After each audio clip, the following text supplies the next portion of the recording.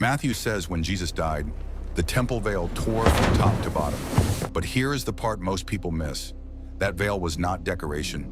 It was a boundary, a barrier, a warning that sinful humanity could not simply walk into the holy presence of God. So when the veil tore, it was not an accident, it was an announcement.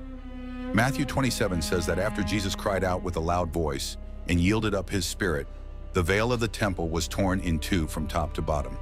Not from bottom to top, from top to bottom. That detail matters, because if the veil was torn from the bottom, men could claim they opened the way. But torn from the top means heaven opened what man could never open. To understand why this is so powerful, you have to understand what the veil represented. In the temple, the veil separated the holy place from the most holy place.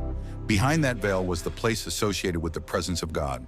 Under the Old Covenant, only the high priest could enter, and only once a year on the Day of Atonement, with blood.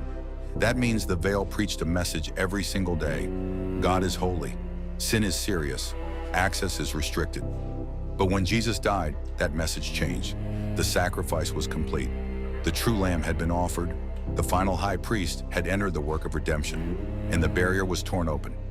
Hebrews explains the deeper meaning. It says we now have boldness to enter the holiest by the blood of Jesus, by a new and living way. In other words, Jesus did not only die to forgive sins, he died to open access. The torn veil means you do not approach God through animal blood anymore. You do not approach through temple rituals anymore.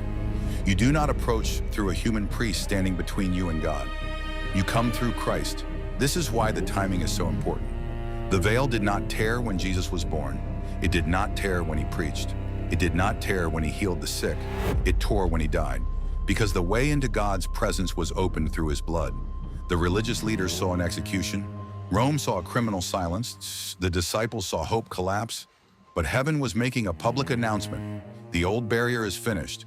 The shadow has met the substance. The door is open. This is why the cross is not only about being saved from something, it is about being brought into someone. Access to the Father was opened. From distance to nearness. From fear to access. From separation to communion. The real question is this: if the veil is torn, why do so many people still live like they are outside? Like and follow Kingdom Mindset Revealed for more Bible mysteries explained.